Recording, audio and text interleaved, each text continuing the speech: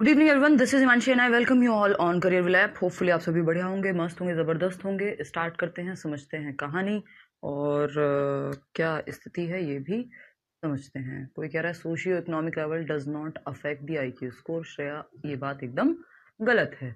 चलिए समझते हैं कहानी क्या है। हम कल बात कर रहे थे किस चीज़ की? हम बात कर रहे थे एक चीज़ की जो था इंटेलिजेंस का कॉन्सेप्ट, उस पर बेस्ड कुछ बातें। आज हम कुछ और छोटी छोटी बातें बुद्धि से रिलेटेड करेंगे और कुछ दो और थियरीज हैं, 1 फैक्टर और 2 फैक्टर, जिन पे हम चर्चा करने वाले हैं। उससे पहले एक कॉन्सेप्ट होता है बुद्धि से ही रिलेटेड, जिसको हम कहते हैं फ्लीन इफेक्ट। क्या बोलते हैं? फ्लीन इफेक्ट। फ्लाइन इफेक्ट कह देते हैं कई लोग हिंदी में, फ्लीन इफेक्ट कहते हैं हम इसको। क्या है भाई फ्लीन इफेक्ट? शायद कुछ लोगों को पता हो, शायद कुछ लोगों को ना भी पता हो। फ्लीन इफेक्ट, एक व्यक्ति थे, एक साइकोलॉजिस्ट कह लीजिए आप, जिन्होंने इस इफेक्ट को दिया है, जिनके नाम पे इस इफेक्ट का नाम पड़ा है। उनका नाम फ्लीन था और ये सरनेम था आई थिंक उनका, फ्लीन इफेक्ट या फ्लाइन इफेक्ट, हिंदी में कुछ भी लिख लीजिए। फ्लीन का प्रभाव या सिद्धांत भी आप इसको एक तरह से कह सकते हो। इन्होंने कहा नोट्स इस मंडे मिल जाएंगे भाई। इन्होंने कहा कि हर 10 साल में every decade we see increment और increase in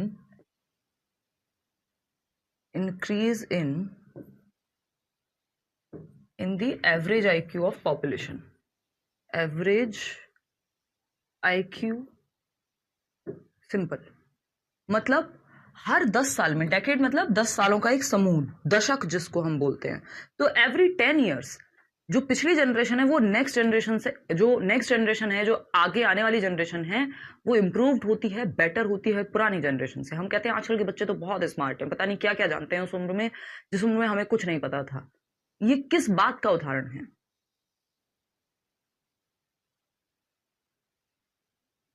ठीक है जी, बहुत बढ़िया। सौम्या कह रही मैम आज मैं बीएड का प्रैक्टिकल देने गई थी, वहाँ पे सीटेट के पेपर की बात हुई तो सबने हिमांशु मैम की वीडियो लेट्स देख लो, सीडीपी की तैयारी हो जाएगी, पूरे कॉलेज में आपका नाम बज रहा था।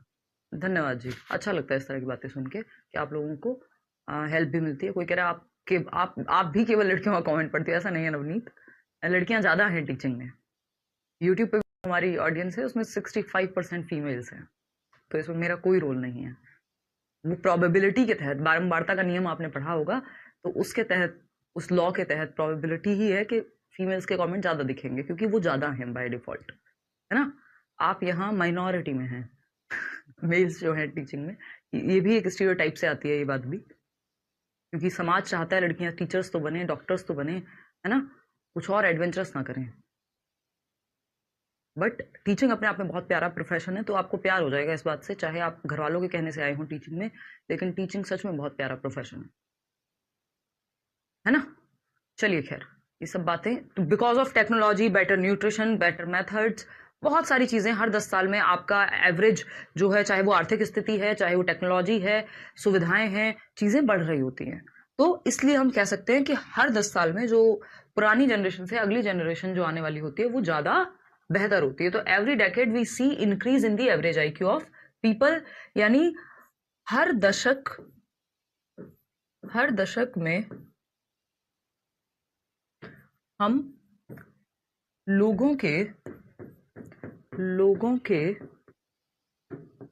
औसत बुद्धि लब्धि में या औसत IQ में, यानी ऑन एन एवरेज IQ में बढ़ोतरी देखते हैं। बढ़ोतरी देखते हैं। बात सही है या नहीं है? देखते हैं। ये फ्लीन इफेक्ट कहता है कि एवरी डेकेड जो एवरेज IQ है लोगों का वो बढ़ जाता है। ठीक है जी मैम, आप गवर्नमेंट जॉब क्यों नहीं लगाए, कारण बताएं। अरे यार बहुत बार इस पर बात हो चुकी है, मैं जीवन में बहुत अच्छा कर रही थी, शायद मैं वो 50 बच्चे पढ़ा के, पैसे की तो हम बात ही साइड कर दें तब भी कि मतलब अगर सिर्फ मैं एक स्कूल में होती पूरे जीवन में, मुझे लगता है 1000 बच्चे भी मुश्किल से मैं मेरे सामने आ पाते। और बहुत कम एज से मैंने शुरू कर दिया था यूट्यूब और मुझे अच्छी सफलता मिली। शायद किसी ने वो सफलता देखी भी नहीं थी, उस तरह के नंबर्स देखे भी नहीं थे। और नाम से लेके पैसे से लेके सब कुछ, शायद टीचिंग के कई जन्म लेने पड़ेंगे, जो भी बेस्ट पोस्ट होती होगी इवन प्रिंसिपल तक की, तब भी उतना नहीं हो पाएगा जितना मैं साल में टैक्स दे देती हूँ। तो बहुत सारे इसके रीजंस रहे, है ना। पैशन था उस चीज़ को लेके, तो चीज़ें उस तरह से बनती चली गई। और ये एक रीज़न है। जब मुझे मौका मिला भी मेरे फादर के टाइम पे, तो मेरा जवाब क्लियर नो था। तो ये एक चीज़ है। चलिए, तो और रिस्क लेने वालों में से मैं थोड़ा हूँ, तो बहुत ज़्यादा खौफ इस बात का लगा नहीं क्या हाय रे आगे क्या होगा। ठीक है शुभम। हाँ हाँ एग्जैक्टली। देखो सविता कह रही है ना, सबकी डिमांड लड़की टीचर से शादी करना चाहते हैं। हाँ, तो वो स्टीरियोटाइप का उदाहरण है ना, सुबह नाश्ता बन जाए, दोपहर को लंच, रात में डिनर बना हुआ मिले। कोई कह रहा है but sometimes when we will not able to earn in teaching it will hurt. Teaching पैसों के लिए नहीं की जा रही। मैं तभी कहा, मैंने कहा पैसे की बात छोड़ दूं, वो बात मैं बाद में लेकर के आई, क्योंकि समाज को वो भाषा समझ में आती है ना। अदरवाइज तो अगर हम देखें तो टीचिंग ऐसी जॉब ही नहीं है जिसको आप सिर्फ पैसे के लिए करें। आज के समय में आप कमा सकते हैं अच्छा, बहुत सारे तरीके हैं उसके, गवर्नमेंट जॉब के साथ भी और वैसे भी जैसे भी आप चाहें। बट और आपको सैलरी, एक हैंडसम सैलरी मिलती है, ऐसा नहीं है टीचर्स को। मेरी एक स्टूडेंट है, यहीं दिल्ली में ही रहती है, बिल्कुल सेंट्रल दिल्ली, एकदम दिल्ली के दिल में उनको प्रॉपर हॉस्टल मिला हुआ है रहने के लिए, एक सोसाइटी में प्रॉपर फ्लैट मिला हुआ है, हॉस्टल क्या कहें उसको, है ना। और बढ़िया से सारी मेडिकल सुविधाएं मिलती हैं। 68,000 के करीब आई थिंक उनकी सैलरी, 68 या 69,000, 69,000 की मैं बात कर रहे हैं। और वो प्राइमरी टीचर हैं और अभी 2 साल हुए हैं दिल्ली में जॉब करते हुए। एनडीएमसी में 45 वैकेंसी में उन्होंने सिलेक्शन लिया था, जस्ट 45 वैकेंसीज में। तो ऐसा नहीं है कि टीचर्स की लाइफ कोई खराब है, बहुत बढ़िया साफ सुथरी जिंदगी है। और दिल्ली में अगर आप टीचर बन जाए तो मजा ही मजा है। ओवरऑल केंद्रीय विद्यालय का भी कल्चर बहुत प्यारा है, लेकिन उसमें ये है कि वही लोग जाएं तो बेटर है जो एक जगह से दूसरी जगह ट्रांसफर में रह सकते हैं। तो ऐसा नहीं है। एक और हमारे लर्नर हैं जो यूपी में बहुत एक रिमोट एरिया से आते हैं, वो भी सेम दिल्ली में हैं, सारी चीज़ें बढ़िया, सैलरी मिल रही है, सारी चीज़ें हो रही हैं। आगे किसी को कोई और तैयारी करनी है वो कर रहे हैं, नहीं तो एंजॉय तो कर ही रहे हैं। तो ऐसा नहीं है कि टीचिंग में अब आपकी ग्रीड देखिए कभी नहीं पूरी हो पाएगी, कि पैसा नहीं है, सारी चीज़ें हैं आज की डेट में, बट आपकी नीड्स पूरी हो जाएंगी। जो जिस पैसे की मैं बात कर रही हूँ, मैं वो सोच के नहीं आई थी, ना मुझे पता था कि एग्जिस्ट करेगा, होता भी है इतना पैसा, है ना। बट मेरी सोच इस बात पे आधारित नहीं थी, तो मेरा दिमाग खराब नहीं हुआ। कि जब आप फिर करोड़ों में टैक्स जाता है तब भी बुरा नहीं लगता, क्योंकि आपका वो रीजन नहीं था। ठीक है ना। बहुत बढ़िया। सौरभ, ईज रहती है यार शर्ट में ना, माइक वाइक लगाने में भी। चलिए खैर, हाँ दिशा आप लोग जानते भी हैं, तो दिशा की मैं बात कर रही हूँ। बढ़िया एकदम बिल्कुल मस्त जगह पे उनको, D+B में ही पोस्ट थी उनकी। हर जगह पे तो D+B की सारी पोस्ट में तो नहीं मिलता है जो आपको एकोमोडेशन है, बट फिर भी लाइफ अच्छी रहती है। तो अपने आप से ये प्रॉमिस कीजिए, और आप आगे जो चाहें कर सकते हैं। ऐसा थोड़ी है यार, आधे दिन की जॉब है, आप उसके बाद जो चाहें कर सकते हैं। 1 बजे तक आप घर पे आ जाते हैं, है ना, तो कोई दिक्कत नहीं है। तो अपनी तरफ से बेस्ट दीजिए अपने जीवन की फ्रीडम अपने हाथ में लाने के लिए, और अपनी फैमिली के लिए भी कुछ अच्छा कर पाएंगे आप, अगर वो चाहेंगे कि आप उनके लिए अच्छा करें तो, है ना। ठीक है। श्रियंका कह रहे हैं आपकी स्माइल में एक सुकून के जैसा लगता है, धन्यवाद। कह रहे हैं आप दिल्ली में कहाँ रहते हैं। अब ये सब बातें, आज बहुत टॉपिक इधर उधर चला जाएगा, बट ये बात मैं आपको इसलिए भी बता रही हूँ कि आप डिमोटिवेटेड मत महसूस करिए। गवर्नमेंट आपका खर्चा देती है सारा, मेडिकल, अगर कल को कोई भी इमरजेंसी होती है, जो भी 1 रुपया लगेगा आपका वो मिलेगा, है ना। इसके अलावा अगर हम बात करें, जैसे मेरी मदर की पूरी सर्जरी हुई, तो वो मेडिकल उनका क्लेम है, ठीक है। अब आप लग्जरी के चक्कर में कुछ पैसा ऊपर से खर्च कर देते हैं क्योंकि हम कर सकते हैं, वो एक अलग बात है, बट ज्यादातर पैसा आपका मिल जाता है गवर्नमेंट से, है ना। और वो अपने आप में बड़ी बात है अच्छे हॉस्पिटल्स में। दिल्ली की मैं बात बता रही हूँ, बाकी की स्टेट्स में तो आई थिंक नहीं है। केंद्रीय विद्यालय में भी मेडिकल क्लेम मिलता है, if I am not wrong तो, बट दिल्ली में तो एकदम सॉर्टेड है चीजें। आप बाकी स्टेट्स में जाते हो, 2-2 3-3 दिन लगते हैं आपको इलेक्शंस की ड्यूटी करके आने में। दिल्ली में सुबह जाके शाम को काम हो जाता है ना। तो और दिल्ली है तो दिल्ली में ही रहेगी पोस्टिंग, ऐसा नहीं है कि बहुत दूर दूर स्कूल्स नहीं मिलते, पास में मिल जाते हैं ज्यादातर। तो ये वाली चीजें, बहुत सारे रीजंस हैं। ऐसा नहीं है कि लाइफ अच्छी है, बस आप मेहनत तो एक बार अच्छे से कर लीजिए। वो 2 महीने, 6 महीने, 4 महीने, जितने की भी तैयारी, 1 साल की तैयारी आपकी, वो फिर आपको आगे हेल्प करेगी। और इस बार से तो बीएड वालों को हटा दिया है, तो प्राइमरी की अगर हम बात करें तो कॉम्पिटिशन थोड़ा कम देखने को मिलेगा, है ना। मैं इस बात पे नहीं जाऊंगी कि बीएड वालों के साथ अच्छा हुआ बुरा हुआ, ऑफकोर्स वो एक डिबेटेबल बात है, बट और मैं तो ये कहती हूँ कि अगर ये करना ही था तो थोड़ा पहले बता देना चाहिए था, ये 2 4 6 साल जो लोगों के बर्बाद हुए वो नहीं होते। तो इस बात को मोटिवेशन की तरह लीजिए कि लोग अच्छी जिंदगी जी रहे हैं, शाम को आके बैडमिंटन भी खेलते हैं, मूवीज भी जाते हैं दोस्तों के साथ, कुछ और पढ़ाई करनी है वो भी कर रहे हैं साथ में। तो इट्स बेटर कि खुद से वादा कीजिए और हम लोग मिलेंगे ऐसे ही। अभी हम कल परसों चाय पे मिले थे सुबह, तो मुझे याद आ गया दिशा के बारे में। और ऐसे कई सारे लर्नर्स हैं जो अपनी ज़िंदगी बढ़िया से जी रहे हैं, चाहे वो केंद्रीय विद्यालय में टीचर्स हों, चाहे वो और आपका इधर अलग अलग स्टेट्स में, ओडिशा में, कितने सारे तो मैंने इंटरव्यूज डालती नहीं हूँ थोड़ा सा व्यस्तता के कारण। तो ये ज़रूरी है कि आप अपने आप को मोटिवेटेड रखिए, ज़िंदगी अच्छी होगी और जितना मिलेगा ये मत देखिए। अगेन जो सोशल मीडिया की चमकती धमकती दुनिया है कि ये तो करोड़ों कमा रहे हैं, हमें क्यों नहीं मिल रहा। भाई वो करोड़ों तक फायदा भी पहुंचा रहे हैं। आप जिस दिन फायदा पहुंचाएंगे करोड़ों लोगों तक, लाखों लोगों तक, आप भी करोड़ों कमाएंगे। तो ये जो नेगेटिव फीलिंग है ये भी बहुत खराब चीज है ना, कि ये लोग तो गवर्नमेंट जॉब भी नहीं कर रहे, देखो इतना पैसा कमा रहे हैं, तो कुछ तो अच्छा कर रहे होंगे। देखो सबका नहीं कहती हूँ मैं, कुछ लोग सिर्फ एंटरटेनमेंट और वो भी गंदे तरीके से एंटरटेनमेंट करके भी कमा रहे हैं, तो वो दुनिया है, सब कुछ फेयर तो नहीं होगा, ठीक है ना। तो ये एक बेसिक सी बात है। और ये सुविधाएं ऐसा नहीं है, ये इसको पॉलिटिक्स से मत जोड़िए, ये वाली सुविधाएं पहले से हैं। जब गवर्नमेंट दूसरी थी तब भी थी, जो ये मेडिकल वाली या फिर अगर मैं बात करूं टीचिंग की, बेटर हैं चीजें। तो ऑल द बेस्ट। आप लोग भी मुझे ऐसी ही कहानियां सुनाएंगे जीवन में आकर के, जब आप सिलेक्शन लेकर के आएंगे, और मुझे बहुत अच्छा लगेगा। मैं उस दिन का इंतजार कर रही हूँ, और कभी हम सुबह चाय पे मिलें और फिर बात करें कि आगे जीवन में क्या चल रहा है, अच्छा लगेगा मिलके। हाँ, केवीएस में बहुत सारे बेनिफिट्स हैं, एकोमोडेशन मिलता है आपको, प्रॉपर सेंट्रल की सैलरी है, और अगर देश भर आप घूमना चाहते हैं तो मजे से घूम सकते हैं अलग अलग जगह, ठीक है ना। यूपी में थोड़ा मुश्किल है, क्योंकि यूपी का मुझे आइडिया, मेरे मामा जी हैं, मैं बचपन से उनको देख रही हूँ। तो वहाँ एक तो दूर दूर पोस्टिंग मिलती है, इलेक्शन से लेके दुनिया भर के इतने सारे काम होते हैं, पूरी जिम्मेदारी आपके सर पे है, गांव के प्रधान से कोऑर्डिनेट करने से लेके 70 तरह की चीजें, और भी इतनी सारे, तो वहाँ है। वहाँ मैं कंपैरेटिवली मुश्किल मानती हूँ दिल्ली की नौकरी से, सैलरी भी उस हिसाब से कम है, मेडिकल बेनिफिट्स नहीं है। तो लेकिन टीचिंग की जॉब की अगर हम बात करें तो वो अपने आप में इतना इतना सुख देगी आपको, अगर आप सच में दिल से टीचिंग करेंगे जाकर के स्कूल में। गवर्नमेंट स्कूल्स में फ्रीडम मिलती है, चाहे देश भर में कहीं भी हो, तो वो आपको एक सेटिस्फेक्शन जरूर आएगा पढ़ाने में, पैसे कम आ रहे हो ज्यादा आ रहे हो, अगर आप सच में बनना चाहते हैं टीचर तो, ठीक है ना। हाँ, हाँ, देखो मेरे हस्बैंड गवर्नमेंट टीचर है, मैं ना भी कमाऊँ तो लाइफ अच्छे से कट जाएगी, बट मुझे टीचिंग में सुकून मिलता है। बिल्कुल हर इंसान को कुछ ना कुछ तो करना ही चाहिए ना। आपका काम सिर्फ पैसे थोड़ी देता है आपको, वो सुकून भी तो देगा, वो दुनिया से मिलने के मौके भी तो देगा। अभी मैं जितने लोगों से मिलती हूँ, मुझे नहीं लगता मैं मिल पाती अगर सिर्फ एक टीचर होती तो। समझ पा रहे हो, मतलब सिर्फ एक teacher as in government school में, टीचर सिर्फ नहीं होता, बट उस सेंस में बता रही हूँ जिस आप कॉन्टेक्स्ट समझ रहे होंगे। होपफुली ये बात क्लियर होगी। चलिए खैर, आ जाए वापस टॉपिक पे। आज का टॉपिक कंप्लीट करेंगे, बीच बीच में थोड़ा बहुत मोटिवेशन कह लीजिए इसको, या बातचीत कह लीजिए, होती रहनी चाहिए, है ना। सेम मेरी सिस्टर का है, तो या अगर, क्योंकि मेरी फैमिली में तो टीचर्स ही टीचर्स हैं और सारे दिल्ली में हैं बहुत ज़्यादातर, तो उस केस में सबको बेनिफिट्स हैं। मेडिकल बेनिफिट कम थोड़ी होता है। आजकल आप देखिए क्या रेट्स हैं, आपको मैटरनिटी लीव से लेके सारी चीज़ों का फ़ायदा है। तो उसके बावजूद बस एक एक खुद से एक प्रॉमिस जरूर कीजिएगा कि आप जिस दिन नौकरी ले लेंगे आप आलसी नहीं हो जाएंगे, है ना। वो जो सरकार आपको बेनिफिट्स दे रही है, वो जो अच्छी सैलरी दे रही है, अच्छा माहौल दे रही है काम करने का, आप उन बच्चों का सच में भला करेंगे, दिल से टीचर बनेंगे, ठीक है। धन्यवाद। तानु कुमार, ठीक है जी, बहुत बढ़िया, बिल्कुल। चलिए, एक टीचर अच्छा मिल जाए आपको, आप आपके जीवन की आधी समस्याएं दूर हो जाती हैं।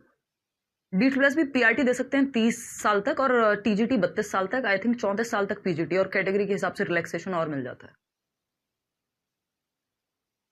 ठीक है जी।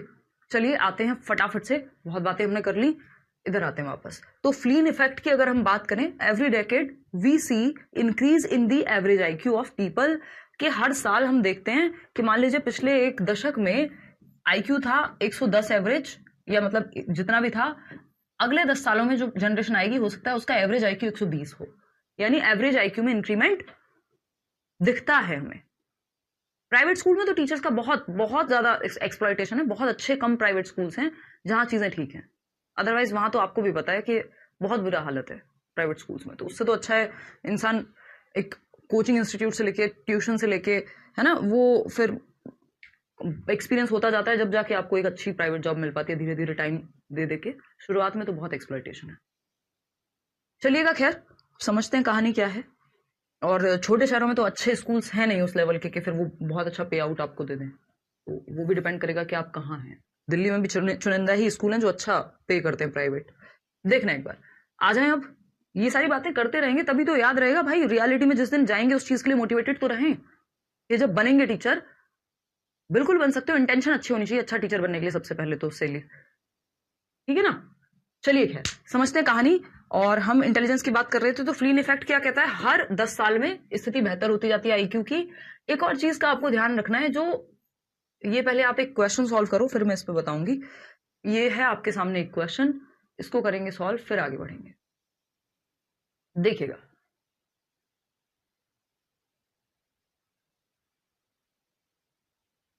बहुत बढ़िया अंपू, ऑल द बेस्ट। हो सकता है बिल्कुल आशीष,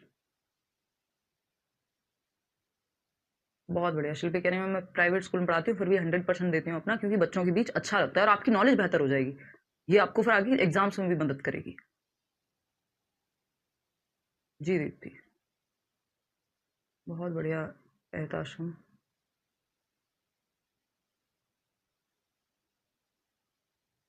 फटाफट से जवाब दो।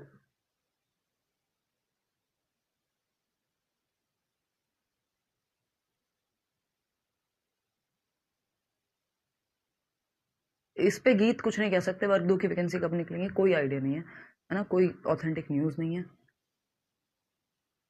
Both of them score equally lovely कह रही हैं, बहुत बढ़िया। ए बी सी डी सब मिक्स जवाब दे रहे हैं। चलिए देखते हैं कहानी क्या है ना। देखते हैं क्वेश्चन क्या कहता है। One of the identical twin brothers is adopted by a socio-economically rich family and the other by a poor family. After 1 year, which one of the following may be most likely observed about their IQ score? यानी identical twins है। Identical twins आप समझते हैं same zygote से जन्म लेते हैं, बिल्कुल सेम दिखते हैं, सेम जेंडर होगा, दो जुड़वा बच्चे हैं, है ना, दो जुड़वा बच्चे हैं, बिल्कुल सेम दिखने चाहिए थे बट हमने चेंज कर दिया उनको, ठीक है जी। हल्का फुल्का अंतर तो देखो हो ही जाता है। तो ये आइडेंटिकल ट्विंस हैं, दो जुड़वा बच्चे हैं, इनमें से एक को अडॉप्ट कर लिया एक समृद्ध परिवार ने, है ना, और एक पुअर फैमिली के पास चला गया बच्चा, और एक है रिच फैमिली के पास, रिच फैमिली के पास, है ना। एक अमीर परिवार में रह रहा है और एक गरीब परिवार में, दोनों जुड़वा बच्चे थे, है ना। एक को अडॉप्ट कर लिया एक गरीब परिवार ने, और after 1 year which one of the following may be most likely observed about their IQ scores? लगभग 1 साल के बाद उनके IQ स्कोर के बारे में क्या पता लगेगा, बताइए। धनराज कह रहा है मैं वादा करता हूँ आपसे एक दिन टीचर बनके आपसे मिलने जरूर आऊंगा। मैं चाहती हूँ ये सारे वादे आप खुद से भी करें, ये जरूरी है, ये सिर्फ कहने की बातें नहीं है। खुद से प्रोमिस करिए, मुझसे करिए बेशक, अकाउंटेबिलिटी आती है एक, और उस चीज को पूरा करके दिखाइए। और जो लगे रहते हैं ऐसा नहीं है नहीं होता है, देखिएगा। बहुत बढ़िया आलोक, देखो हाँ, डी बी ए सब मिक्स आंसर दे रहे हैं। The boy with rich socio economic family will score greater than the boy with poor family. यानी अमीर सामाजिक आर्थिक परिवार वाला लड़का गरीब परिवार के लड़के से अधिक स्कोर करेगा। यानी जो रिच फैमिली वाला बच्चा है वो ज्यादा स्कोर करेगा। Both of them will score equally, यानी दोनों ही जो हैं वो सेम स्कोर करेंगे। या फिर the boy with poor family will score greater than the boy with rich socio economic family. यानी गरीब परिवार वाला लड़का जो है वो अमीर सामाजिक आर्थिक परिवार लड़के से ज्यादा स्कोर करेगा, या socio economic level does not affect the IQ score. बताइएगा एक बार। जीन सेम है मैम, रिजल्ट सेम होगा। समझिए अब यहाँ पे आंसर यही है कि both of them will score equally, यानी दोनों जो हैं समान स्कोर करेंगे। यानी 120 अगर गरीब परिवार वाले का IQ है तो 120 ही अमीर वाले का भी होगा, कोई अंतर नहीं होगा। इसका रीजन लेकिन ये नहीं है कि जो IQ है वो सोशियो इकोनॉमिक लेवल जो है IQ को अफेक्ट नहीं करता, ये बात कहना गलत होगा। जो रीसेंट रिसर्चेस हैं, हालांकि हमने बात की है कि बहुत बड़ा अंतर नहीं आता IQ पे आपके, आप बहुत ज्यादा घटा बढ़ा नहीं सकते IQ को, लेकिन एक चीज को हमें यहाँ पे ध्यान रखना होगा। जो रीसेंट रिसर्चेस हैं, जो रिसर्च है रीसेंट की, रिसर्चेस ये कहती हैं, ये मानती हैं कि socio economic status, socio economic status जो है, जो सामाजिक आर्थिक स्थिति है आपकी, वो आपके आईक्यू पे प्रभाव डालती है, क्योंकि आपको सुविधाएं ज्यादा मिलेंगी, आपको ट्यूशन अच्छा मिलेगा, है ना, आपको बहुत सारी चीजें अच्छी मिलेंगी, है ना। तो या फिर इसका मतलब ये भी ऐसे भी देख सकते हो, ऐसा नहीं जन्म के बाद ही इस चीज का फर्क पड़े, कि जहां पे ये सारी चीजें पहले से हैं तो वहां बेटर आईक्यू होगा बच्चे का अपने आप ही ऑटोमेटिकली, ठीक है। लेकिन ये सोशियो इकोनॉमिक स्टेटस एक दिन में थोड़ी चेंज कर देगा, एक साल में थोड़ी रिजल्ट बदल जाएगा, 10 साल लगते हैं, तब जाके नेक्स्ट जनरेशन में कुछ बदलाव आपको देखने को मिलेगा, एवरेज आईक्यू बढ़ता हुआ नजर आएगा। अभी हमने फ्लीन इफेक्ट किया था, तो एक साल में तो कुछ नहीं होने वाला, क्योंकि टाइम बहुत कम है, तो एक साल में कुछ अंतर नहीं आएगा, दोनों इक्वली ही क्या करेंगे, स्कोर करेंगे, ठीक है। चलिए खैर समझते हैं, एक क्वेश्चन और है, समझ लेते हैं इसको। अगर हम बात करें, हाँ, ट्विंस बच्चों का स्कोर लगभग सेम ही रहता है, ट्विंस ना होता तब भी एक साल में कोई बहुत बड़ा अंतर नहीं आ जाता, और वो तो अंतर फिर पहले से होता ही जितना होता। Classification of students in different groups on the basis of their IQ tends to, यानी आपने बच्चों को अलग अलग ग्रुप में क्लासिफाई कर दिया, बांट दिया, in different groups on the basis of their IQ, IQ के बेस पे, tends to dash their self esteem and dash academic performance, अपनी बुद्धि के आधार पर विभिन्न समूहों में छात्रों का वर्गीकरण, यानी आईक्यू के स्कोर पे आपने बांट दिया, ये 110 वाले इस क्लास में रहेंगे, 120 वाले इस क्लास में रहेंगे, 90 वाले इस सेक्शन में रहेंगे, आईक्यू के स्कोर के बेसिस पे आपने अलग अलग वर्गों में बांट दिया बच्चों को। इससे क्या होगा, it will increase their self esteem और decrease and dash academic performance, क्या प्रभाव पड़ेगा इस पे, रिसोर्स ज्यादा होने से बुद्धि बेटर नहीं हो जाएगी, बिल्कुल हो जाएगी, ये हमें बहुत डिटेल में पढ़ना होगा कि फर्क पड़ता है बुद्धि के स्तर पे भी, क्योंकि आपको बेटर, मतलब आपकी जो संभावना है वो बेहतर निकल करके आएगी, और एक साल में नहीं 10 साल में तो होगा ही ऐसा, ठीक है। और जो 2 4 5 पॉइंट का भी अंतर आ सकता है वो भी आ जाएगा ना, दूसरे वाले की में उतना भी जरूरी नहीं है कि आ पाए, थोड़ा बहुत तो ऊपर नीचे हो ही सकता है, ठीक है ना, ये प्रॉपर रिसर्च है प्रदीप। हाँ 10 साल होता तो अलग हो जाता आंसर, 10 साल में फिर सेम नहीं स्कोर कर पाते। हाँ इंटेलिजेंस पे चर्चा कर रहे हैं हम, मनीषा प्रीवियस कवर कर लेना, आप बहुत अच्छा पढ़ाते हैं, मेरे पापा भी कह रहे हैं, धन्यवाद दीपा, और अंकल को भी बताइए एक बार फटाफट से। अच्छा सजोन, कुछ करते हैं उस पर, करते हैं प्रबंध, बताइए फटाफट से। बहुत बढ़िया, ABCD, ठीक है, बहुत ही बढ़िया,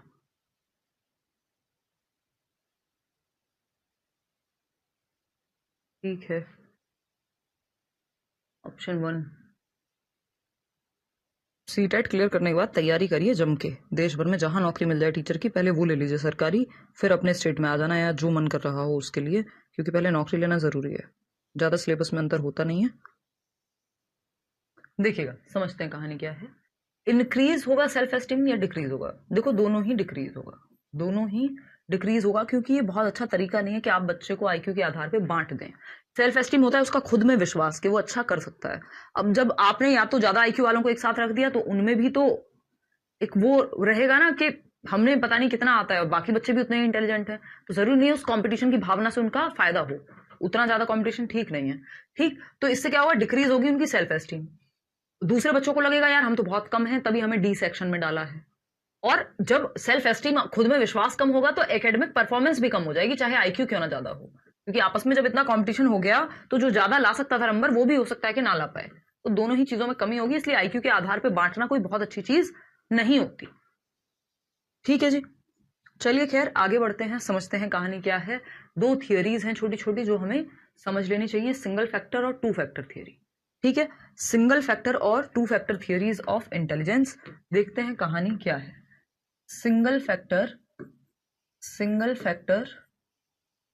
या 1 फैक्टर, यूनिफैक्टर भी कह देते हैं इसको, यूनिफैक्टर थियरी ऑफ इंटेलिजेंस, यूनी यानी सिंगल, यूनिफैक्टर, एक, यूनी का मतलब 1 हो जाता है, यूनिसेक्स कपड़े आते हैं आजकल, मतलब क्या है कि एक ही है दोनों सेक्स के लिए या सभी सेक्स के लिए, है ना, अदर जेंडर हो एंड ऑल। तो यूनिफैक्टर इंटेलिजेंस यानी एक तत्व सिद्धांत, बुद्धि का एक तत्व सिद्धांत, बुद्धि का एक तत्व सिद्धांत, बुद्धि का एक तत्व सिद्धांत।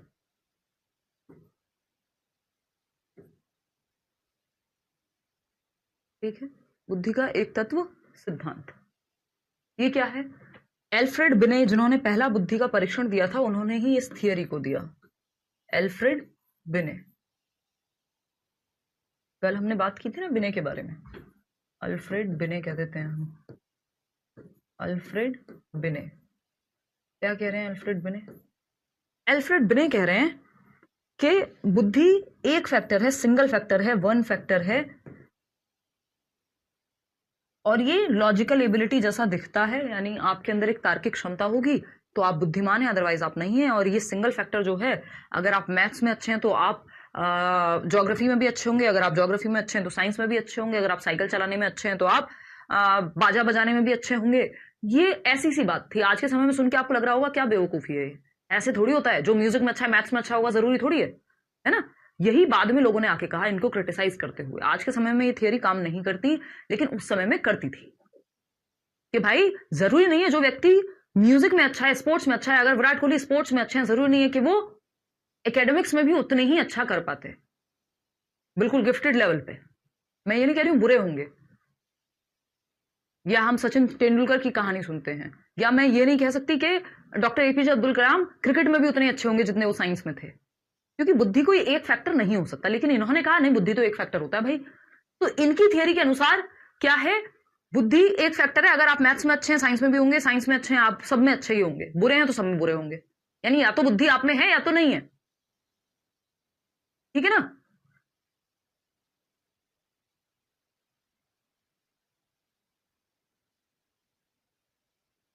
बहुत बढ़िया गीत, यही मोटिवेशन हमें चाहिए, यही मोटिवेशन हमें चाहिए। और आप नौकरी लेके एक दिन आइएगा। बहुत बड़ी दुनिया है, बहुत लोग हैं, डोंट वरी अबाउट इट। ठीक है ना। कोई कह रहा है विराट कोहली के 5 नंबर थे क्लास 9th में, एग्जैक्टली। तो इसका मतलब क्या वो, उनको हम बिना बुद्धि का मान ले? नहीं मान सकते ना। कि क्या वो किसी भी चीज में अच्छे नहीं? तो बुद्धिमान सिर्फ वो होगा जो हर चीज में अच्छा हो, या किसी चीज में अच्छा ना हो। मतलब ये तो बात ही नहीं बनती ना कि आप अच्छे होंगे तो हर चीज में होंगे, नहीं तो किसी में नहीं होंगे। सेम लेवल पे अच्छे आप हर चीज में नहीं हो सकते। तो इसको बहुत क्रिटिसाइज किया गया इस थियरी को बाद में आकर के, यूनिफैक्टर या सिंगल फैक्टर थियरी को, कि मेंटल एबिलिटी एक ही होती है, एक ही फैक्टर होता है। अगर या तो आप अच्छे होंगे, या लॉजिकल एबिलिटी, या तो आप में तार्किक क्षमता है या तो नहीं है। और इसको लेकर के आज के समय में क्या आते हैं, आज के समय में कुछ क्वेश्चन इस तरह से आ जाते हैं, अगर किसी एग्जाम में आता है तो, कि कौन ये मानेगा कि अगर कोई बच्चा गणित में अच्छा है तो वो इकोनॉमिक्स में भी अच्छा होगा? कौन इस बात को किसने इस बात को नकारा? तो इस बात को नकारा इनके जस्ट बाद 2 फैक्टर थियरी देने वाले व्यक्ति चार्ल्स स्पीयरमैन ने क्रिटिसाइज किया इस बात को, और बाकी बहुत लोगों ने किया। आज के समय में ये रेलिवेंट नहीं है, क्योंकि अपडेटेड नए नए लोग आते जाते हैं, और पुराने कई बार जो चीजें होती हैं वो आउटडेटेड हो जाती हैं, तो उस चक्कर में उनको बदलने की जरूरत होती है। ठीक है ना गीत। तो ये लॉजिकल एबिलिटी, बुद्धि एक ही क्षमता है जो हर एक फील्ड में काम करेगी, या तो नहीं है आप में या तो है। तो इनके बाद 2 फैक्टर थियरी आई, 1905 या 7 की बात है आई थिंक, और उसके बाद की बात है। और इन्होंने कहा कि ईयर मतलब मैटर नहीं करता, इसमें ईयर पूछता नहीं है जनरली। अगर हम कहें, सेम ये ही बोला मैथ्स वाले सर ने, कि अगर तुम एक सब्जेक्ट में अच्छे हो तो सब में अच्छे होगे। वो डिपेंड करता है हल्का, वो अलग अलग तरह की, एडिसन भी कमजोर थे पढ़ाई में, एग्जैक्टली अलग अलग तरह का व्यू पॉइंट होता है। ये इसको ऐसे देख सकते हो आप, ये एक फिलोसॉफिकल सी बात हो जाती है कई बार, कि यू डू, ये कोट भी है, you do everything as you do one thing. मतलब जैसे आप किसी एक काम को करते हैं, वैसे ही फिर आप सारे काम करते हैं। जो व्यक्ति होगा ना, जो परफेक्शनिस्ट होगा, जो चाहता होगा, अगर आप, ये मेरे साथ भी दिक्कत रहती है थोड़ी, कि अगर मुझे कोई काम ढंग से करना पसंद तो मैं ढंग से ही करूंगी। अगर मैं कपड़ा भी मारूंगी गाड़ी में तो फिर मैं ढंग से मारूंगी। अगर मैं पढ़ाऊंगी तो मैं अच्छे से पढ़ाऊंगी। कुछ भी करूंगी, अगर मैं, मेरे को कुकिंग करनी है तो 4 दिन दो मेरे को, मैं बहुत अच्छे से करके दिखाऊंगी। तो वो वैसे वाली बात है कि अगर आप एक सब्जेक्ट में बहुत अच्छे हैं तो आप हो सकते हैं बाकी सब्जेक्ट्स में, ऐसा नहीं है। कई बार तो हम अपने आलस की वजह से नहीं होते, ये तो इन्होंने सिद्धांत दे दिया। कई बार तो हम इतने आलसी, हमें लगता है जितने से काम चल जाए उतना कर लेते हैं बस। ठीक है ना। तो वो बात उनकी अपनी जगह सही हो सकती है। टू फैक्टर थियरी, देखिए इवेंचुअली टीचर्स को फायदा चाहिए आपका, और दस सर के बारे में तो ये बात मैं बिल्कुल बोल सकती हूँ कि वो बिल्कुल, उन्हें बहुत खुशी होती है, मतलब मैं पर्सनली देखती हूँ, वो चाहते हैं ये चीज कि हम बैच में अच्छे से अच्छा काम कराएं और लोग अच्छा करें। मैथ्स में दिक्कत है तो वो सॉल्व हो, मतलब उदय सर की इंटेंशन पे कोई शक नहीं है। मैं कई सालों से उनके साथ काम कर रही हूँ, 2020 से वो आए थे हमारे पास 2020 में, तो it's been more than 4 years, जनवरी की बात है आई थिंक। तो वो अगर उन्होंने कहा है कई बार, टीचर सबका एक अलग नजरिया है ना यार, मेरा सब्जेक्ट अलग है, मैं अलग तरह से बात करूंगी, किसी और का सब्जेक्ट अलग है तो कुछ किसी और तरह से बात करेगा, है ना। खैर, हाँ, अगर आप चाहें तो कुछ चीजें आपकी अच्छी हो सकती हैं, बशर्ते आपको टीचर अच्छा मिल जाए, आपकी इंटेंशन भी हो, ठीक है ना। बिल्कुल, जैसे पाकिस्तानी क्रिकेटर को इंग्लिश नहीं आती, सिखा के रहे हैं, लेकिन लोग सीख ले रहे हैं ना, इंडिया में तो सीख जाते हैं सारे, नहीं सब नहीं सीख रहे हैं, लेकिन आपकी इच्छा कितनी है, तो वो अलग कहानी है, ये अलग कहानी चल रही है यहाँ पे। नेचुरली आप नहीं कर पा रहे हैं, वो एक अलग बात है। देखिएगा, अगर हम देखें टू फैक्टर थियरी की बात करें, तो चार्ल्स स्पीयरमैन नाम के व्यक्ति ने क्रिटिसाइज किया किसको, इनको, एल्फ्रेड बिने को, जिन्होंने ये थियरी दी थी, है ना। Charles Spearman two factor theory लेकर के आते हैं, चार्ल्स स्पीयरमैन इनके बाद, और इनको क्रिटिसाइज करते हैं भारी तरीके से, जैसे अभी अभी आपने उदय सर को किया। Two factor theory of intelligence, two factor theory of intelligence क्या है भाई, two factor theory of intelligence, exactly Dinesh, बुद्धि का द्विकारक सिद्धांत। कोई कह रहा है जल्दी जल्दी पढ़ाओ मैम, अरे बातचीत कर लिया करो, मेरे को पता है आज कितना टॉपिक मुझे कराना है, तो मुझे पता है कि आज मुझे ये दोनों थियरीज करानी है, और नेक्स्ट सेशन में हम जाकर के मल्टीपल इंटेलिजेंस शुरू करेंगे, तो मैं उसी पेस पे चलूंगी। जिस दिन मेरे पास समय नहीं होगा, मैं नहीं आपसे एक्स्ट्रा बातें करूंगी, तो वो आपका टॉपिक वाइज, और कई बार डिस्कशन भी हो जाता है बीच बीच में, तो इतनी जल्दी मत रहा करो। रील तो देखते हो दिन दिन भर, और टीचर जरा सी बात कर दे आपको लगता है समय खराब हो गया।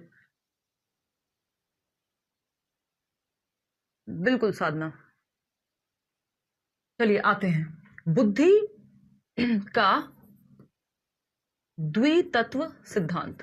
फैक्टर एनालिसिस करके इन्होंने ये थियरी बनाई, फैक्टर्स को एनालाइज किया बहुत सारे, और दो तत्व को लेकर के आए, द्वितत्व सिद्धांत। वो क्या था, एक तत्व सिद्धांत था, इससे पहले वाला जो था वो एक तत्व सिद्धांत था। बात ठीक है नहीं। तो बुद्धि का द्वितत्व सिद्धांत, यानी टू फैक्टर्स होते हैं इंटेलिजेंस में, वो कौन से हैं टू फैक्टर्स, एक है जी फैक्टर यानी जनरल इंटेलिजेंस, सामान्य बुद्धि, और दूसरा है आपका specific intelligence, specific intelligence, intelligence, ठीक। जनरल इंटेलिजेंस मतलब सामान्य बुद्धि, सामान्य बुद्धि, और स्पेसिफिक इंटेलिजेंस यानी विशिष्ट बुद्धि, विशिष्ट बुद्धि। तो ये दो तत्व दिए इन्होंने बुद्धि के, और कहा कि बुद्धि इन दोनों को जोड़ के बनती है, जनरल प्लस स्पेसिफिक को मिलाकर के आपकी इंटेलिजेंस बनेगी। यूनिफैक्टर थियरी एल्फ्रेड बिने ने दी है। हाँ एग्जैक्टली, मैं खुद नहीं टाइम खराब करती हूँ, जब मैं बातें करती हूँ तो इसका मतलब वो बातें मददगार हैं थोड़ी बहुत। साइली सही कह रहे हो आप क्लियर है बात, एग्जैक्टली सुदेश। चलिए खैर देखते हैं कहानी क्या है। जनरल इंटेलिजेंस यानी सामान्य बुद्धि, और इन्होंने कहा एक फैक्टर नहीं भाई, दो फैक्टर हैं। अब वो कौन से दो फैक्टर हैं उस पर भी चर्चा कर लेंगे। जी और एस फैक्टर को मिलाकर के इंटेलिजेंस बनती है। क्या है ये, देखते हैं कहानी, समझते हैं। इन्होंने कहा एक फैक्टर तो ऐसा है जो इनबॉर्न है आप में, जो जनरल फैक्टर है, चार्ल्स स्पीयरमैन की माने अगर, तो जनरल फैक्टर आपका स्पीयरमैन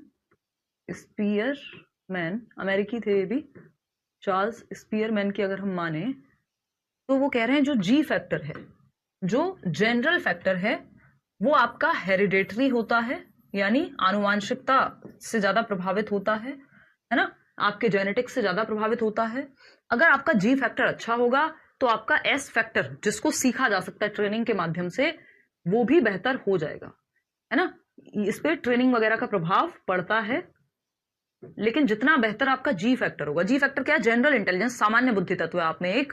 यानी अगर आपको हेरिडिटी से कुछ क्षमता मिली है कि आप स्पोर्ट्स में अच्छा कर पाएंगे, जैसे फॉर एग्जांपल विराट कोहली ही है ना। और अगर हम बात करें आपकी बुद्धि को एक स्तर मिला है आपकी बुद्धि का, ठीक, तो अगर आप स्पोर्ट्स में अच्छा, अब आप देखेंगे विराट कोहली क्रिकेट में बेहतरीन करते हैं, लेकिन उनको फुटबॉल खेलते हुए भी देखेंगे तो फुटबॉल भी अच्छा खेल रहे हैं, लेकिन स्पेशलाइजेशन क्या है? क्रिकेट है।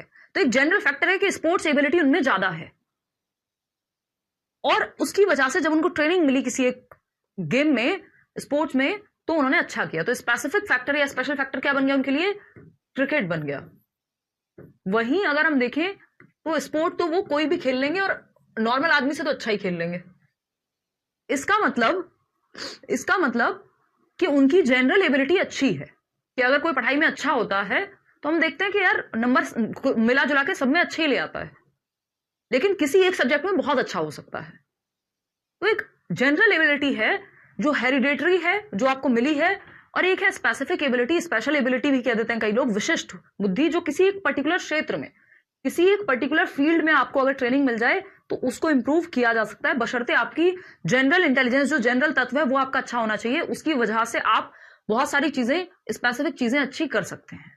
ट्रेनिंग, प्रैक्टिस, एफर्ट, ये सब स्पेसिफिक फैक्टर पे काउंट होता है, जनरल फैक्टर पे प्रभाव नहीं पड़ता इस चीज का। जितनी अच्छी जनरल एबिलिटी होगी उतना बेहतर आप बाकी फील्ड्स में भी कर सकते हैं, ठीक है।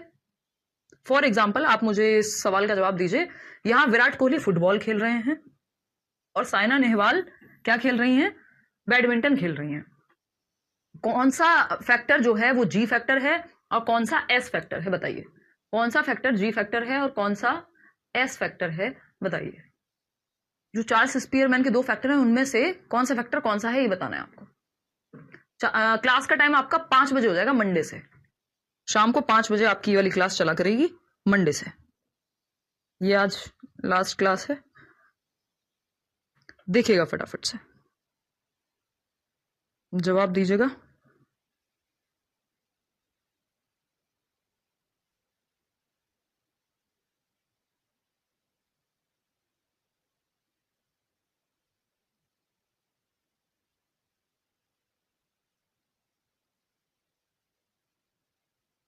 चलें आगे बढ़ें। विराट कोहली वाला एस फैक्टर है, जी फैक्टर है, बहुत बढ़िया दिनेश। हाँ, सेकंड वाला जी फैक्टर है, ठीक है। साइना नेहवाल एस फैक्टर, बिल्कुल ठीक है। चलिए समझते हैं कहानी है क्या, फटाफट से देख लेते हैं कि कहानी क्या है। अगर मैं कहूं, वो नहीं कहूंगी जो आप समझ रहे हैं, गाने के बोल हैं ये। विराट कोहली में एक जनरल एबिलिटी है स्पोर्ट्स की, उसकी वजह से वो क्या खेल पा रहे हैं? क्या खेल पा रहे हैं? वो फुटबॉल खेल पा रहे हैं। कोई भी स्पोर्ट खेल सकते हैं। साइना नेहवाल में भी क्या है? एक जनरल एबिलिटी है, वो भी स्पोर्ट्स खेल सकती है, लेकिन उनकी स्पेशलिटी जो है वो बैडमिंटन में है। यानी वो स्पेसिफिक एबिलिटी का प्रदर्शन कर रही हैं, यहाँ विशिष्ट बुद्धि का प्रदर्शन कर रही हैं जब वो बैडमिंटन खेल रही हैं, जिसमें उनका स्पेशलाइजेशन है। जब मैं सीडीपी डिस्कस कर रही हूं तो मैं स्पेसिफिक एबिलिटी की बात कर रही हूं, लेकिन जब मैं कोई भी सब्जेक्ट की पेडागोजी कर रही हूं तो वो जनरल एबिलिटी हो सकती है। उसी तरह से विराट कोहली अगर क्रिकेट खेलें तो वो एस फैक्टर को प्रदर्शित कर रहे हैं, और अगर वो कोई और स्पोर्ट खेल रहे हैं तो जनरल फैक्टर में आपको इतनी क्षमताएं होती है कि आप कोई भी काम कर सकता है। जैसे गाना कोई भी गा सकता है, लेकिन लता मंगेशकर जी जब गाना गा रही हैं तो वो स्पेसिफिक एबिलिटी है उनकी, वो विशिष्ट क्षमता है, वो उनका स्पेशलाइजेशन है। उन्होंने क्या कहते हैं, उनके अंदर एक आंतरिक क्षमता भी थी उस फील्ड में अच्छा करने की। दूसरा, उन्होंने प्रैक्टिस और एफर्ट करके उसको और अच्छा किया है, रियाज कर करके। जैसे विराट कोहली ने भी तो प्रैक्टिस की ही है ना स्पेसिफिक एबिलिटी पे, बिना प्रैक्टिस के थोड़ी ना विराट कोहली बन जाते। तो लेकिन जनरल फैक्टर ज्यादा चाहिए, तब जाके बात बनेगी। तो एस फैक्टर, अगर हम बात करें ए आर रहमान की या हम बात करें लता मंगेशकर जी की, तो वहां पे सिंगिंग जो है उनका स्पेसिफिक फैक्टर है। मैं और आप गाएंगे तो हम बाथरूम सिंगर्स लगेंगे, सुर कहीं का कहीं चला जाएगा, कान से खून भी आ सकता है किसी के। तो अगर मेरा गाना सुन लिया या आपने अपना गाना सुन लिया तो, है ना, बस बाथरूम में ही लगता है वो कि बड़ी अच्छी आवाज आ रही है गूंज गूंज के, ठीक है ना। तो ये एक बेसिक सी बात है कि जो जनरल फैक्टर यानी सामान्य एबिलिटी जो हम सब में होती है, और इस जनरल एबिलिटी जितनी अच्छी होगी उतना ही आप किसी स्पेसिफिक फील्ड में भी अच्छा कर पाएंगे, अगर आपको ट्रेनिंग दी जाए, माहौल दिया जाए तो। ये कहती है जनरल एबिलिटी। इसका मतलब सिंपल है कि एक जनरल एबिलिटी है और स्पेसिफिक फैक्टर्स कई सारे हो सकते हैं, कि आप में स्पेशल इंटेलिजेंस हो, मैकेनिकल हो, वर्बल हो, मैथ्स में आप न्यूमेरिकल एबिलिटी है तो अच्छे हो सकते हैं। तो जनरल एबिलिटी है सामान्य तत्व और स्पेसिफिक एबिलिटी है विशिष्ट तत्व, दोनों को मिलाकर के बुद्धि बनती है। यानी जो इंटेलिजेंस है वो, इंटेलिजेंस की अगर हम बात करें, यानी बुद्धि की अगर हम बात करें, बुद्धि की अगर हम बात करें, बुद्धि की अगर हम बात करें तो G प्लस S को मिलाकर के बुद्धि जो है बनेगी। ठीक है जी। अगर साइना नेहवाल यहां फुटबॉल खेल रही होती तो हम कहते हैं जनरल फैक्टर का प्रदर्शन कर रही हैं। ठीक है अंजलि, क्या पूछ रहे हो बताओ। हाँ तृप्ति, बहुत अच्छा पढ़ाती हैं आप, मम्मी को बहुत अच्छी लगती हैं। धन्यवाद सुरुचि, दोनों साथ में आइएगा जॉब लेके। हाँ, कोई कह रहा है आपकी वॉइस इतनी भी बुरी नहीं है, बट आप सोचो ना, आप कंपेयर तो नहीं कर सकते ना लता मंगेशकर जी और मेरी आवाज, है ना। वो वैसे वाली फील आएगी कि मैं फटा बांस, वो इतनी सुरीली आवाज में गा रही हैं। ये वैसा सही है, दोनों अपनी जगह पे अच्छे हो सकते हैं। जैसे ये वैसा सही है जैसे रानी मुखर्जी की आवाज और लता मंगेशकर जी की, वो दोनों बिल्कुल डिफरेंट होंगी। मैं ये नहीं कह रही हूँ गलत और खराब, बट वी नो ना कि कौन किसमें स्पेशल एबिलिटी रखता है। ठीक है, साउंड नहीं आ रही कोई कह रहा है, आप कितना एंटरटेनमेंट स्टाइल में पढ़ाते हो। धन्यवाद। हाँ, साइना नेहवाल भी फुटबॉल खेल सकती हैं, तो वो जनरल एबिलिटी हो जाएगी उनकी। अरिजीत सिंह की स्पेसिफिक एबिलिटी सिंगिंग हो गया। अरिजीत सिंह कल को कुछ और बजाने लग जाएं, तबला वबला, तो हो सकता है वो भी बजा पाए, तो वो जनरल एबिलिटी हो गई उनकी। ठीक है, 5 बजे ज्योग्राफी की क्लास चेंज हो जाएगी आपकी, शायद वो बाद में होगी। मंडे से आपकी CDP होगी जहां तक है 5 बजे, क्योंकि मुझे यूट्यूब की क्लास 7 PM पे लेके आनी है, और ताकि मैं थोड़ा टाइमली फ्री हो सकूं। और कई लोगों को सुबह स्कूल जाना होता है, जो लोग प्राइवेट में जॉब वॉब करते हैं, उनके लिए भी रात को बहुत लेट हो जाता है जब वो क्लास देखते हैं रात वाली। ठीक है जी, बहुत बढ़िया।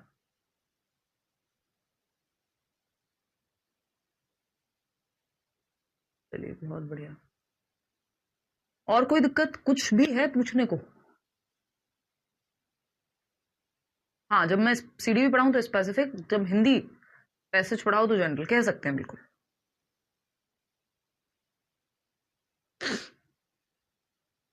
ठीक है बात। हाँ, डांस भी कर सकते हैं अरिजीत सिंह, लेकिन सिंगिंग उनकी स्पेसिफिक एबिलिटी है, डांस करना जनरल एबिलिटी हो जाएगी। भाई वो काम कोई भी कर सकता है, लेकिन जो स्पेशलाइज्ड पर्सन है उस चीज को लेके, उसके अंदर वो स्पेसिफिक एबिलिटी है, वो विशिष्ट तत्व है। जनरली तो कोई भी कुछ भी कर ही लेगा ना, लिख तो कोई भी सकता है, लेकिन एक व्यक्ति जो कैलीग्राफर है, जो इतना सुंदर लिखता है मोतियों की तरह। अपनी आवाज को रिकॉर्ड करके सुनती हूँ तो डर जाती हूँ। मंतशा, इतना भी सच नहीं बोलना था। 4 ईयर से आपको फॉलो कर रही हूँ, सुधा कह रही हूँ, धन्यवाद। ठीक है राहुल, समझ में आ गया, बहुत बढ़िया। नींद भाग जाती है आवाज सुन के आपकी, चलिए धन्यवाद। हाँ 5 PM जहां तक है कंफर्म ही है, मैंने टीम को बोल दिया है आज। हाँ, नोट्स देंगे, बिल्कुल देंगे, होपफुली मंडे को दे देंगे। चलिए आगे बढ़े।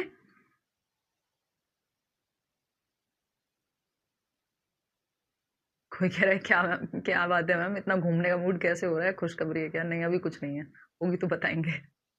अभी तो सोच रही हूँ एक्सरसाइज करने जिम चली जाऊँ यार, क्लास के बाद थोड़ा जल्दी क्लास खत्म हो जाए तो 11 बजे तक जिम बंद हो जाता है, तो मैं जा नहीं पाती हूँ। 11 बजे तक मेरी क्लास खत्म होती है, उससे पहले मैं, पता ही है आपको मेरा रूटीन माशाल्लाह है एकदम, मैं रात को जगी होती हूँ, मैं दिन में उठती लेट हूँ। चलें आगे बढ़े, वो टाइम टेबल में अपडेट हो जाएगा, टाइम को लेके आप टेंशन ना लो। हाँ फिर एग्जाम डेट तक ही होगी जहां तक है। चलें आगे बढ़े, नोट्स मिल जाएंगे मंडे। चलिए, तो ये 2 थियरीज हमने आज पढ़ी, और इतना ही हमारे लिए जरूरी था। बाकी तो इधर उधर की बातें हैं, लेकिन काम आएंगी आपके। ठीक, एक थियरी और है, ट्रायआर्किक थियरी ऑफ इंटेलिजेंस बोल देते हैं, आजकल पेपर में नहीं पूछी जाती, पूछी तो ये दोनों भी नहीं जाती, बट आपको एक आइडिया होना चाहिए, क्योंकि इन सबको क्रिटिसाइज किया है। जो थियरी हम मंडे पढ़ेंगे, गार्डनर की थियरी है ना, ट्रायआर्किक थियरी ऑफ इंटेलिजेंस, स्टर्नबर्ग है, ये स्टर्न नहीं है जिन्होंने आईक्यू का कॉन्सेप्ट दिया था, उनसे अलग है, ये तो 2008-10 की थियरी है, बहुत रिसेंट थियरी है। स्टर्नबर्ग की त्रिबुद्धि सिद्धांत कह देते हैं, ट्रायआर्किक त्रिबुद्धि सिद्धांत, बस जान लो, क्योंकि एक आध बार आया हुआ है क्वेश्चन, अदरवाइज आता नहीं है अब। ठीक, इसको मैं PCA से याद कराती थी बहुत सालों पहले से। PCA, PCA बोले तो प्रैक्टिकल 3 प्रकार की बुद्धि इन्होंने बताई है स्टर्नबर्ग ने। ट्रायआर्किक मतलब ट्रायो बोलते हैं ना हम, एंड ट्राई मतलब बाय मतलब 2, ट्राई मतलब 3। तो ट्रायआर्किक थियरी जो है स्टर्नबर्ग की, इसमें है 3 टाइप्स ऑफ इंटेलिजेंस जो ट्रायआर्किक थियरी है। ट्रायआर्किक थियरी ऑफ इंटेलिजेंस, बुद्धि की 3 तत्व सिद्धांत। PCA, P for practical intelligence, तो एक प्रकार है practical intelligence. C for creative intelligence और A for analytical intelligence. Analytical intelligence Hindi में क्या कहेंगे, फटाफट फटाफट बताते जाओ। प्रैक्टिकल यानी प्रायोगिक बुद्धि। इस प्रायोगिक को कई लोग एक्सपेरिमेंटल बोल देते हैं, है ना, बट इसको एक्सपेरिमेंटल लिख सकते हो, एक्सपीरियंशियल मत लिख देना। कॉन्टेक्सचुअल भी बोल देते हैं इसका दूसरा नाम, यानी वो लोग जो होते नहीं है जुगाड़ू लोग, कुछ भी फटाफट से स्ट्रीट स्मार्ट जुगाड़ करके कुछ ना कुछ कर देते हैं। हो सकता है वो घर में बाथरूम भी ठीक कर दें, कुछ टंकी खराब हो जाए कोई, हो सकता है वो कुछ ना कुछ कर दें, मेरे जैसे होते हैं थोड़े से। क्रिएटिव, क्रिएटिव क्या है, रचनात्मक, जो कुछ नया सोचें, अपने अनुभव के आधार पर कुछ डिफरेंट क्रिएट करें, कुछ नया बनाएं, ड्राइंग पेंटिंग कुछ भी हो सकता है। इसको हम एक्सपीरियंशियल कहते हैं, क्योंकि अपने अनुभव के आधार पर बना रहे हैं। एक्सपेरिमेंटल नहीं है, एक्सपीरियंशियल है। कई बार एक्सपेरिमेंटल दे देता है पेपर में। एनालिटिकल होता है आपका, एनालिटिकल को क्या कहेंगे फटाफट से बताओ, सबको मिलेंगे भाई notes. Thank you ma'am time change करने के लिए। कई लोग दुखी हैं, कई लोग खुश हैं। बहुत बढ़िया चिंकी, ऐसा नहीं है शिवम। चलिए फटाफट से बताओ अब, एनालिटिकल को हिंदी में क्या कहेंगे, किसी को पता है कि नहीं है? नहीं पता हो तो गूगल से पूछो फिर। हर किसी में कुछ ना कुछ तो विशिष्ट बुद्धि होती है, इसका मतलब ये है, बट बशर्ते आपको वो मौका तो मिला हो, बशर्ते, हाँ विश्लेषणात्मक प्रतिमा, सही कह रहे हो, बशर्ते आपने वो ट्रेनिंग मिली हो, आपको उस तरह का माहौल मिला हो, है ना। तो हम क्या कहेंगे इसको, एनालिटिकल यानी विश्लेषणात्मक बुद्धि, विश्लेषण करने की क्षमता, यानी पढ़ाई लिखाई में आप अच्छे होंगे, है ना। विश्लेषणात्मक बुद्धि, इसको कॉम्पोनेंशियल कह देते हैं अंग्रेजी में। कॉम्पोनेंशियल यानी कॉम्पोनेंट्स को जोड़ के समझने की क्षमता है, तो ये स्टडीज में अच्छा होगा व्यक्ति। प्रैक्टिकल इंटेलिजेंस वाला जुगाड़ू होगा, थोड़ा इंजीनियर भी बन सकता है ना, मैकेनिक भी बन सकता है। क्रिएटिव इंटेलिजेंस वाला पेंटर से लेके म्यूजिशियन से लेके कुछ भी बन सकता है। कॉम्पोनेंशियल वाला एकेडमिक्स में अच्छा होगा, है ना, एकेडमिक्स में अच्छा होगा, यानी पढ़ाई लिखाई में अच्छा होगा। तो ये 3 प्रकार हैं, सिंपल सी बात है, और इसमें इतना ज़्यादा डीप में आपको जाने की जरूरत नहीं है। कंपोनेंट्स को जोड़ करके बनाई जाती है एनालिटिकल, जिसमें आपकी इवेल्युएट करने की चीज़ों को एनालाइज करने की क्षमता। क्रिएटिव वाले को वो नई चीज़ें जोड़ के कुछ नया बनाएगा, उसके अंदर इंसाइट्स आएंगे, यानी कुछ आइडियाज़ आएंगे। प्रैक्टिकल इंटेलिजेंस जो एवरीडे टास्क होते हैं वो बहुत अच्छे से डील कर लेते हैं ये। तो ये सिंपल सी बात है, ठीक है। नहीं, नोट्स पढ़ना ज़रूरी नहीं है अगर आप क्लास अच्छे से ले रहे हैं, ठीक है। चलिए फिर आज के लिए हम इतना ही रखें। Which of the following supports the role of environment can be used as alternative to assess intelligence except, यानी बुद्धिमत्ता को जांचने का कौन सा एक तरीका हो सकता है किसी एक को छोड़ के, फटाफट से बताना। कोई कह रहा है 2 बजे का टाइम कर दो, 2 बजे का तो नहीं कर पाएंगे, फटाफट से बताना। बीएड के एग्जाम है, कोई बात नहीं, उसके बाद कर लेना, 5 बजे क्लास होती है। Got it. I understand. देखना एक बार।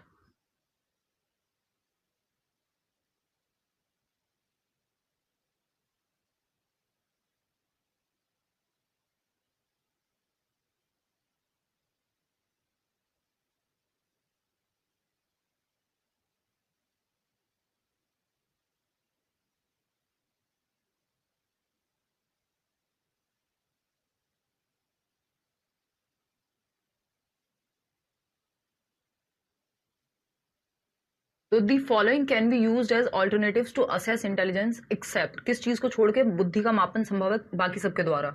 Time taken by a student to respond to a question, कितना टाइम लिया बच्चे ने क्वेश्चन का रिप्लाई देने में। एबिलिटी टू अडेप्ट, हाँ अडेप्ट करने की क्षमता बुद्धि कहलाती है। Ability of students to attract teachers attention, नहीं भाई। पिजेशियन टास्क, यानी कि प्याजे ने कुछ टास्क दिए थे बुद्धि के परखने के लिए, तो कुछ टास्क थे कि कौन सा बच्चा मान लीजिए वो माउंटेन वाला ही टास्क है एक तरह से, उनको अलग अलग चीज़ों का पता लग रहा था कि ये दो जो कंजर्वेशन वाला टास्क है तो पता लग रहा है बुद्धि किस लेवल पे विकसित हुई है। तो फिजिशियन टास्क भी इंटेलिजेंस को मापते हैं, है ना। और कितनी देर में कोई चीज़ सॉल्व की जा रही है वो भी बुद्धि का परीक्षण का एक तरीका है कि कोई बच्चा ज़्यादा जल्दी कर लेता है। लेकिन ability of students to attract teachers attention, कुछ बच्चे होते हैं ना बस उनको अट्रैक्शन चाहिए, टीचर का ध्यान खींचना है, अटेंशन चाहिए टीचर की, तो वो इंटेलिजेंस का मापक नहीं है। दिल्ली में आज बहुत ही आंधी तूफान आया हुआ है, ठीक है ना। तो ये एक बात हो गई, इतना ही आपको जानना है। अगली क्लास में हम मल्टीपल इंटेलिजेंस करेंगे, जो नेक्स्ट क्लास होगी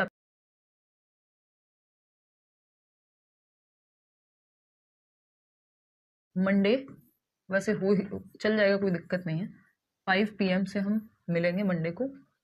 और इतने आप ये रिवाइज कीजिएगा। हमने जनरल इंटेलिजेंस, स्पेसिफिक इंटेलिजेंस जो स्पीयरमैन का है, यूनिफैक्टर यानी एक ही तत्व होता है बुद्धि, या तो आप में है या तो नहीं है, एक चीज में अच्छे होंगे यानी सब में अच्छे होंगे, इसकी बहुत क्रिटिसिज्म हुआ इसका। और इसके अलावा कॉन्सेप्ट ऑफ IQ वाईक्यू हमने कल कर लिए थे, फ्लीन इफेक्ट किया, और कि हर दशक में बच्चों का IQ, एवरेज IQ बढ़ता है ना। और अब हमें मल्टीपल इंटेलिजेंस, जहाँ से एक क्वेश्चन आता ही है, बहुबुद्धि का सिद्धांत, वो हम मंडे करेंगे। MI कहते हैं उसको, बहुत इंपॉर्टेंट है, बहुत अच्छा लगेगा आपको उसको पढ़ के। चलिए आज के लिए ही इतना रखते हैं, धन्यवाद।